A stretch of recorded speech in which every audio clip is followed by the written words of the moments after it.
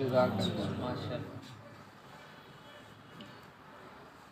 نحمده ونصلي على رسوله الكريم اما بعد فاعوذ بالله من الشيطان الرجيم بسم الله الرحمن الرحيم هل جزاء الإحسان إلا الإحسان قال رسول الله صلى الله عليه وسلم خير الناس من ينفع الناس صدق اللہ العظیم۔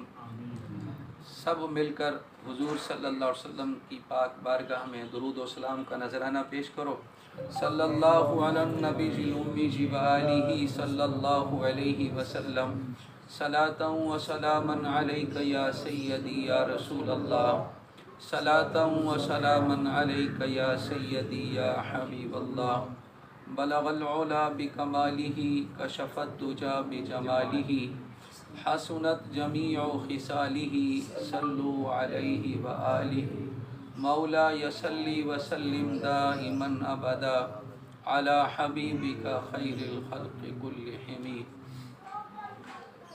میرے انتہائی واجب الاحترام KGF کے سربراہ چیئرمین جناب محمد اسماعیل صاحب، برادرم میں محترم قاری محمد اقبال صاحب، اور منتظمین اور حاضرین مجلس، یہ بندہ ناچیز آپ کی خدمت میں حاضر ہے اور اللہ کی توفیق سے حمد و ثنا اور درود و سلام کے نذرانے کے ساتھ ساتھ رب کائنات کے کلام پاک میں سے سورۃ رحمان کی ایک آیت اور رحمت للعالمین کا ایک فرمان آپ کے سامنے بیان کیا ہے۔ دعا ہے اللہ پاک اس کے مطابق مجھے آپ کی خدمت میں درس پیش کرنے کی سعادت نصیب فرمائے، اور ہم سب کو حق سننے، حق سمجھنے اور حق کو قبول کرنے اور حق پر عمل پیرا ہونے کی سعادت نصیب فرمائے۔ یہ جو زندگی ہے یہ انمول قیمتی اثاثہ ہے، اور یہ اللہ کی دی ہوئی نعمتوں میں سے ایک بہت بڑی نعمت ہے، اور اس کا ایک مقصد ہے۔ وہ مقصد شاید ہم دنیا دار لوگ یا آپ ہمارے بچے یا جو بڑے بیٹھے ہیں ہم بھول چکے ہیں۔ وہ مقصد تھا اللہ کو راضی کرنا، اللہ کی عبادت کرنا، اللہ کی بندگی کرنا، اور بندگی کیسے کرنی تھی؟ وہ رحمت للعالمین صلی اللہ علیہ وسلم کے طریقے کے مطابق تھی۔ لیکن شیطان جب اللہ نے اس دنیا کو پیدا کیا تو شیطان کو اللہ نے ملعون قرار دیا، تو شیطان نے کہا کہ میں تیرے بندوں کو آگے سے، پیچھے سے، دائیں سے، بائیں سے ورغلاؤں گا، اور اللہ تو اپنے بندوں میں سے اکثر کو ناشکرا پائے گا، وہ تیرا شکر نہیں ادا کریں گے۔ حالانکہ اللہ ہمارا خالق ہے، مالک ہے، یہ سانسیں اسی کی دی ہوئی ہیں، یہ زندگی اسی کی بخشی ہوئی ہے، اور وہ ہم پر اتنا مہربان ہے، اتنا مہربان ہے۔ 70 مہربان ماؤں کی محبت کو جمع کیا جائے تو اللہ اس سے بھی کہیں بڑھ کر اپنے بندوں سے محبت کرتا ہے۔ یہ اس کی شان ہے۔ ایک مرتبہ رحمت للعالمین صلی اللہ علیہ وسلم اپنے غلاموں کے ہمراہ ایک جگہ پر جلوہ گر تھے، راستے کے میں پڑاؤ کیا۔ ایک خاتون آئی جس کی چھاتی سے دودھ نکل رہا تھا، اور وہ فرفتہ وار دیوانگی کے عالم میں ادھر بھاگتی تھی، ادھر بھاگتی تھی، ادھر جاتی تھی، ادھر جاتی تھی۔ تو اگر کوئی چھوٹا معصوم بچہ اس کو نظر آتا تو اس کو اٹھاتی، اس کو پیار کرتی، اس کو بہلاتی، اور پھر یہاں تک کہ اس کو چھاتی کا دودھ پلانا شروع کر دیتی۔ یہ منظر نبی رحمت صلی اللہ علیہ وسلم کے غلاموں نے اور رحمت للعالمین صلی اللہ علیہ وسلم نے ملاحظہ فرمایا۔ اب حقیقت کیا تھی، پردے کی بات کیا تھی؟ رحمت للعالمین صلی اللہ علیہ وسلم نے اس سے پردہ ہٹایا، فرمایا میرے غلاموں تمہیں اس عورت کو دیکھ رہے ہو؟ کہا ہاں یا رسول اللہ صلی اللہ علیہ وسلم دیکھ رہے ہیں۔ اللہ کے نبی صلی اللہ علیہ وسلم نے فرمایا یہ کیا کر رہی ہے؟ کہا بچوں سے محبت کرتی ہے، بچوں سے پیار کرتی ہے، بچوں کو بہلاتی ہے، بچوں کو اپنا چھاتی کا دودھ پلاتی ہے۔ اللہ کے نبی صلی اللہ علیہ وسلم نے فرمایا تمہیں اصل بات میں بتلاتا ہوں، اس کا اپنا بچہ گم ہو گیا ہے، اس کا اپنا بچہ گم ہو گیا ہے، یہ اس کو ڈھونڈ بھی رہی ہے، یہ اس کی محبت میں فرفتہ بھی ہے، دیوانی ہو گئی ہے، اور جب کوئی بچہ اس کو نظر آتا ہے اس معصوم چہرے میں اس کو اپنے بچے کی جھلک نظر آتی ہے، بس اس کو اٹھاتی ہے، پیار کرتی ہے، دودھ پلاتی ہے، پھر چھوڑ دیتی ہے کیونکہ وہ اس کا اپنا بچہ نہیں ہے۔ پھر میرے آقا دو جہاں صلی اللہ علیہ وسلم نے اپنے غلاموں سے سوال کیا اگر اس کیفیت میں اس کو اپنا بچہ مل جائے تو یہ اس سے کتنی محبت کرے گی؟ یہ ایک سوال تھا، صحابہ کرام کے رونگٹے کھڑے ہو گئے۔ انہوں نے عرض کی یا رسول اللہ صلی اللہ علیہ وسلم، ہمارے ماں باپ آپ پر قربان ہوں، ہم اس کی محبت کا کوئی اندازہ نہیں کر سکتے، ہمارے پاس کوئی ایسا پیمانہ نہیں ہے، ہمارے پاس کوئی ایسی وہ نہیں ہے کہ ہم اس کو گنیں یا پیمانوں میں یا حدوں میں اس کو بیان کریں۔ تو میرے نبی کریم صلی اللہ علیہ وسلم نے فرمایا سنو، یہ مہربان ماں جو ہر کسی کے بچے سے محبت کر رہی ہے، جو یہ اپنے بچے سے محبت کرے گی، جو اس کو مل جائے تو اللہ تعالیٰ اس سے 70 گنا زیادہ اپنے بندے سے محبت کرتا ہے۔ یہ میرے رب کی شان ہے کیونکہ وہ رحمان اور رحیم ہے، یہ اس کے فضل ہے، یہ اس کا کرم ہے۔ بس ہم آئے تھے اس کی پہچان کے لیے، ہم آئے تھے اس کی بندگی کے لیے، ہم نے راستہ چھوڑ دیا، ہمیں شیطان نے برگلا دیا ہے، اور پھر اس کے راستے پر آنا اتنا آسان ہے، اتنا آسان ہے، بس انسان ایک تہیہ کر لے، انسان ایک عہد و پیمان باندھ لے۔ جب انسان عہد و پیمان باندھ لیتا ہے تو پھر اللہ پاک اس کے لیے راستے آسان بنا دیتا ہے۔ یہ اللہ کا وعدہ ہے، یہ تمہاری ہماری بات نہیں ہے۔ اللہ نے قرآن مجید میں فرمایا ہے وَالَّذِينَ جَاهَدُوا فِينَا لَنَهْدِيَنَّهُمْ سُبُلَنَا وَإِنَّ اللَّهَ لَمَعَ الْمُحْسِنِينَ، جو ہمارے لیے کوشش کرتے ہیں، جو ہمارے لیے کوشش کرتے ہیں، ہم ان کے لیے راستے آسان بنا دیتے ہیں، اور پھر جو ہمارے لیے کوشش کرتے ہیں پھر ہم ان کے لیے راستے آسان بناتے ہیں۔ پھر کیا ہے کہ ان میں کچھ معاون ہوتے ہیں، کچھ راستہ دکھانے والے ہوتے ہیں، کوئی راستہ بتانے والے ہوتے ہیں، کوئی منزل تک پہنچانے والے ہوتے ہیں، وہ محسن ہوتے ہیں۔ وہ کون ہوتے ہیں؟ محسن ہوتے ہیں۔ اب آپ کو کسی نے جمع کیا ہوا ہے، آپ کی خدمت کی جا رہی ہے، آپ کو درس دیا جا رہا ہے، آپ کو سبق دیا جا رہا ہے، یہ لوگ کون ہیں؟ یہ آپ کے محسن ہیں۔ تو اللہ پاک نے فرمایا واللہ یحب المحسنین وان اللہ مع المحسنین، اللہ نے فرمایا بے شک اللہ محسنوں کے ساتھ ہے، اللہ محسنوں کے ساتھ ہے۔ ایک مقام پر فرمایا واللہ یحب المحسنین، اللہ احسان کرنے والوں سے محبت فرماتا ہے۔ اور جو میں نے آیت آپ کے سامنے عرض کی اس میں بھی میرے رب نے یہی فرمایا حل جزاء الاحسان الا الاحسان، تمہیں پتہ ہے میرے بندو احسان کا بدلہ سوائے احسان کے اور کیا ہو سکتا ہے؟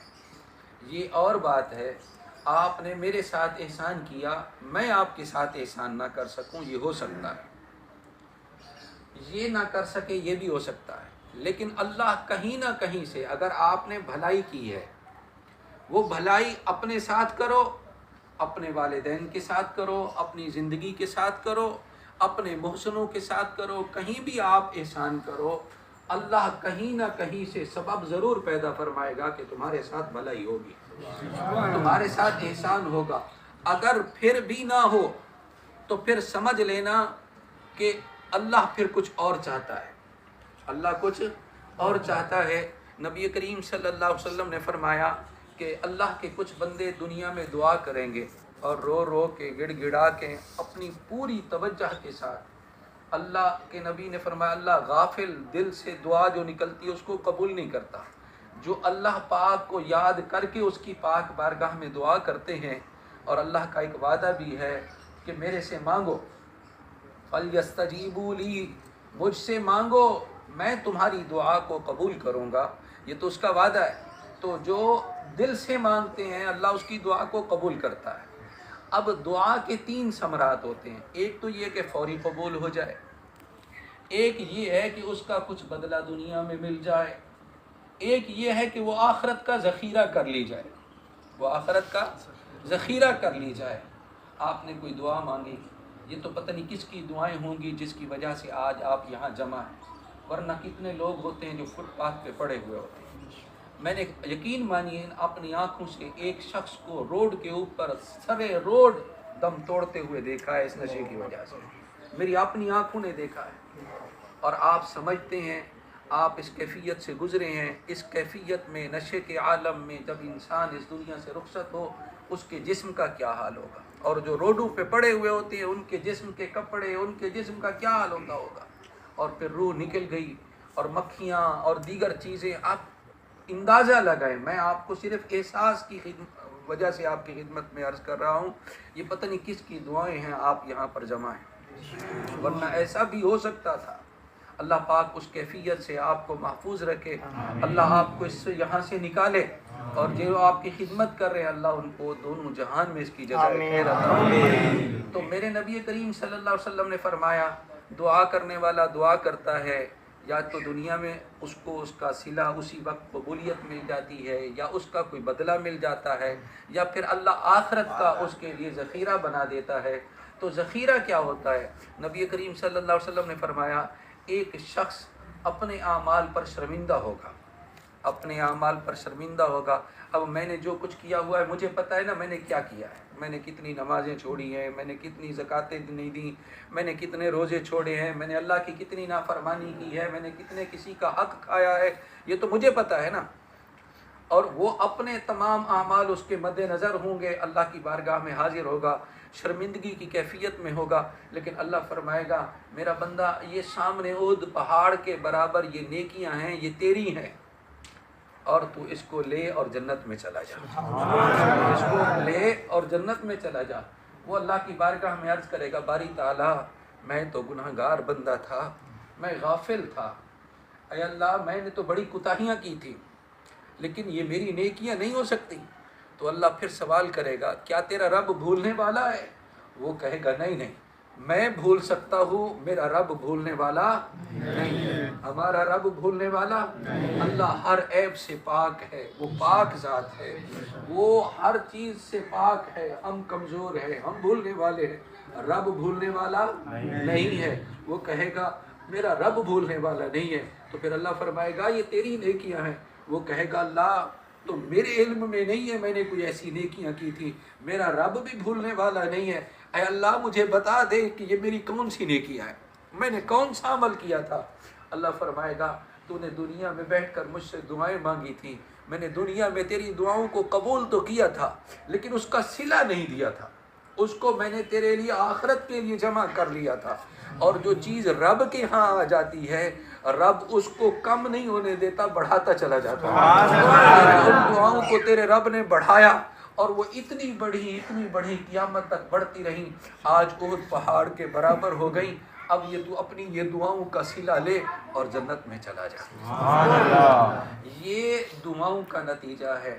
آپ علیحدگی میں بیٹھتے ہیں، آپ باتیں کرتے ہوں گے، کبھی اپنے رب سے لو لگاؤ، اپنے رب سے مانگو کہ اللہ ہم بھول گئے، ہم راستہ چھوڑ چکے، اب ہمیں راستے پہ لے آ، اے اللہ ہمیں وہ راستہ دے دے جس میں تو راضی ہو، تیرے حبیب خوش ہو۔ یہ منزلیں مانگیں۔ اور یاد رکھیے گا میں نے کہا کہ میرے نبی کریم صلی اللہ علیہ وسلم نے فرمایا خیر الناس من ينفع الناس، یہ پوری انسانیت ہے، انسانیت میں سب سے کوئی بہتر ہے تو وہ یاد رکھنا مولوی بہتر نہیں ہے، قاضی بہتر نہیں ہے، بادشاہ کی بات میرے نبی نے نہیں فرمائی، کسی عہدے والے کی بات نہیں کی، بلکہ میرے نبی نے فرمایا میری امت میں نہیں بلکہ پوری انسانیت میں بہتر وہ ہے ینفع الناس، جس سے لوگوں کو نفع ملتا ہے۔ میں آخری بات آپ کی خدمت میں عرض کرتا ہوں پھر آپ سے اجازت چاہوں گا۔ ایک شخص کو اپنے رب سے محبت ہو گئی اور اس نے دنیا کو چھوڑا، اپنے رب کی محبت میں نکل پڑا۔ آپ کو نشے سے محبت ہو گئی، یہ محبت ایک ایسی کیفیت ہے اللہ اس کو دور کرے، اللہ اپنی محبت عطا کرے۔ اس کو اپنے رب سے محبت ہو گئی، رب کی یاد میں نکلا، شہر کو چھوڑا، جنگل میں چلا گیا۔ جنگل میں جب چلا گیا کہا کہ میں اپنے رب کو راضی کروں گا، اس کی محبت کو پاؤں گا، اس کے فضل کو پاؤں گا، اس کے کرم کو پاؤں گا۔ اور پھر اس نے انتخاب کیا، ایک خشک درخت کے نیچے بیٹھ گیا کہ جب میرا رب مجھ سے راضی ہوگا، یہ جس درخت کے نیچے بیٹھ کر میں اس کی عبادت کر رہا ہوں، اس کی بندگی کر رہا ہوں، اس کا ذکر کر رہا ہوں، جب یہ ہرا ہو جائے گا میں سمجھوں گا میرا رب مجھ سے راضی ہو گیا ہے، میرے رب نے میرے اوپر فضل کر دیا ہے، میرے رب کی مجھ پر رحمت ہو گئی ہے۔ بیٹھا رہا، عبادت کرتا رہا، ذکر کرتا رہا، اور جو اس سے ہو سکا وہ کرتا رہا۔ کچھ عرصے کے بعد ایک شخص اور کا گزر ہوا وہاں جنگل سے۔ اس نے دیکھا کہ ایک شخص اللہ کی بندگی میں، اللہ کے ذکر میں، اس کی یاد میں مشغول ہے۔ اس نے اس سے جا کر پوچھا، اے اللہ کے بندے تو یہاں پر کیا کر رہا ہے؟ کہا اپنے رب کو یاد کر رہا ہوں، اپنے رب کو منا رہا ہوں، اس کی رحمت کو پانے کے لیے آیا ہوں۔ تو وہ پھر پوچھنے لگا تو کیوں معیار رکھا ہے تو نے؟ اس نے کہا معیار یہ رکھا ہے، یہ درخت کے نیچے بیٹھا ہوں، جب میرا رب مجھ سے خوش اور راضی ہو جائے گا اس درخت کو ہرا کر دے گا، کیونکہ وہ قادر ہے اس پر اور اس کو کرنے پر۔ تو اب اس کو بھی اللہ کی محبت غالب آ گئی، کیونکہ کہتے نا صحبت صالح صالح کنت، اچھوں کی صحبت میں بیٹھیں گے نا اچھائی کی محبت بڑھے گی۔ بروں کی بندہ صحبت میں بیٹھتا ہے تو برائی پھیلتی ہے۔ آپ نے کئی مرتبہ کوشش کی ہوگی لیکن پھر وہ یار ملے ہوں گے، پھر آپ اسی راستے پر آ گئے، آپ اسی ڈگر پہ چل پڑے۔ آپ اچھے لوگوں کی صحبتوں کو اختیار کرو، اچھے لوگوں کی صحبتیں ہوتی ہیں، اللہ بھی مل جاتا ہے، اللہ کی رحمت بھی مل جاتی ہے، اس کا فضل بھی مل جاتا ہے۔ اب اس نے دیکھا یہ اللہ کی یاد میں مشغول ہے، میں بھی تو اسی کا بندہ ہوں، اس کی بھی تو میرے اوپر نوازشات ہے، اس کا میرے اوپر بھی فضل ہے، جہاں جاتی ہے دنیا جائے میں بھی اسی کو یاد کروں گا۔ وہ بھی اس نے ایک درخت خشک درخت کا انتخاب کیا، اس کے نیچے بیٹھ گیا۔ اب اس کی یاد میں بیٹھ گیا، اللہ کی یاد ہے، اس کا ذکر ہے، اس کی فکر ہے، اس میں لگا ہوا ہے۔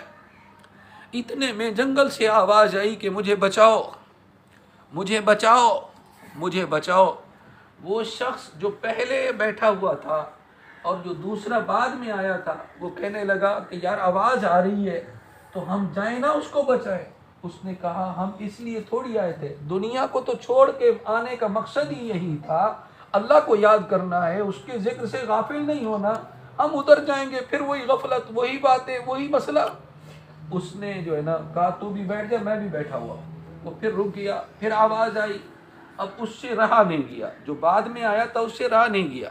اس نے پھر اس کو کہا، پھر اس نے ڈانٹ دیا، پھر تیسری دفعہ اس کو پھر آواز آئی، پھر اس سے رہا نہیں گیا۔ اس نے کہا یار تو جان، تیرا ذکر جانے، تیری عبادت جانے، تیرا کام جانے، میں جا رہا ہوں اس کو بچانے کے لیے۔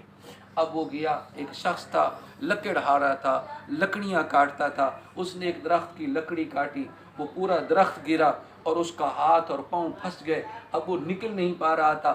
جنگل کی زندگی یہ ہے کہ وہاں درندے بھی ہوتے ہیں۔ اب اس کو اپنی جان پر جب پڑائی تو اس نے آواز لگائی شاید کوئی اللہ کا بندہ یہاں سے گزر رہا ہو، میری مدد کرے اور مجھے اس دکھ سے، اس مصیبت سے نجات دے۔ اب اس نے کیا کیا، کچھ لکڑیوں کو کاٹا، کچھ لکڑیاں ہٹائیں، اس کو نکل دیا۔ اب جب وہ نکل گیا، اب اس نے کہا اللہ تجھ سے راضی ہو، اللہ تجھ پر فضل فرمائے، اللہ کی تجھ پر رحمت ہو۔ حضرات محترم، وہ اپنی منزل کو گیا، یہ اپنی منزل کی طرف آیا۔ جو پہلے بیٹھا ہوا تھا اس کا درخت خشک کھڑا ہوا تھا، جس کو اللہ کے بندے نے دعا دے دی تھی اس کا درخت اللہ نے ہرا کر دیا۔ تو یہ رحمتیں ہیں، یہ فضل ہے، اسی کی طرف پلٹ آؤ۔ زندگی مختصر ہے، کب یہ آنکھیں بند ہو جائیں۔ آپ خود بھی اپنے سہارا بنیں اور پھر اپنے ان بھائیوں کا جو لاچار ہو گئے، جو اس غلط راستے پر چل پڑے، ان کا بھی سہارا بنیں۔ اللہ آپ سب کو جزائے خیر عطا فرمائے۔ میں ممنون ہوں سر محمد اسماعیل صاحب کا، قاری محمد اقبال صاحب کا، پوری انتظامیہ کا، جنہوں نے ہمیں دعوت دی اور چند الفاظ ہمیں کہنے کی اللہ نے سعادت بخشی۔ اللہ مجھ گناہ گار کے ان ٹوٹے پھوٹے کلمات کو قبول فرمائے۔ آمین وآخر دعوانا الحمدللہ رب العالمین۔